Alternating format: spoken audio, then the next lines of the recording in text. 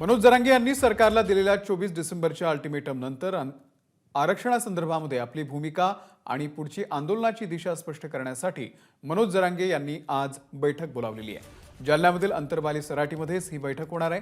या बैठकीमध्ये सरकारकडून आरक्षणासंदर्भात काय झालं आणि पुढील आंदोलनाची दिशा काय असेल या संदर्भातला निर्णय घेण्यात येणार आहे। सकाळी 9 वाजता या निर्णायक बैठकीला सुरुवात होणार आहे। रवी मुंडे आपले प्रतिनिधी अंतरबाली सराटीमधून सध्या आपल्या सोबत आहेत।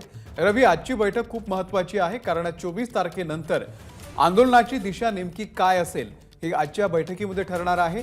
कशी तयारी झालेली आहे, कोण कोण या बैठकीला उपस्थित असेल?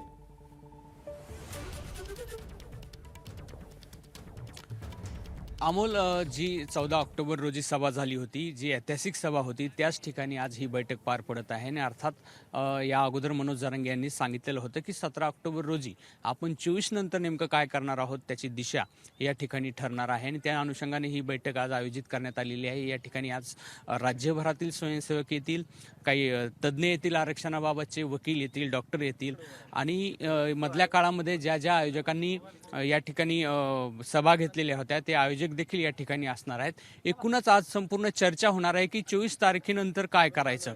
मधल्या काळामध्ये मनोज जरांगे यांनी ज्याप्रमाणे पत्रकार परिषदेमध्ये जाहीर केले की सरकार कुठल्याही प्रकारे प्रतिसाद देत नाही आणि काल जे सरकारचं शिष्टमंडळ गिरीश महाजन असतील किंवा संदीपान भुमरे असतील हे जे मनोज जरांगेंना भेटले त्यानंतर कुठेतरी त्यांची प्रतिक्रिया सौम्य होताना दिसत आहे। आणि मनोज जरांगे यांनी देखील काल सांगितलं की या पुढचा वेळ वाढून देण्यासाठी मी माझ्या समाजाशी अगोदर चर्चा करेल आणि ही चर्चा आज होऊ शकते। खरं तर मनोज जरांगे हे पुढे वेळ वाढवून देतात का हे देखील पाहणं महत्त्वाचं आहे आणि त्या विषयावर देखील या ठिकाणी चर्चा होऊ शकते।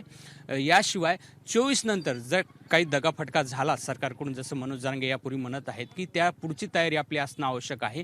त्यामुळे एकूण चर्चा इथं जे स्वयंसेवक येणार आहेत, जे तज्ज्ञ येणार आहेत, त्यांचं वेगवेगळं मतं या ठिकाणी मांडली जाणार आहेत आणि अर्थात त्यानंतर मनोज जरांगे हे पूर्ण भूमिका स्पष्ट करणार आहेत। साधारण 9 ते 12 पर्यंत परिचय चालेल आणि 12 ते 3च्या दरम्यानमध्ये निर्णायक भूमिका ही 24 नंतरची या ठिकाणी ठरणार आहे। आणि सर्व बैठक झाल्यानंतर मनोज जरांगे हे पत्रकार परिषदेमध्ये पुढचं आपलं नियोजन कसं असणार आहे हे जाहीर करतील। अमोल, निश्चितच या संदर्भातले अपडेट आम्ही तुमच्याकडून घेत राहू। रवी, तुर्तास धन्यवाद या संपूर्ण माहितीबद्दल।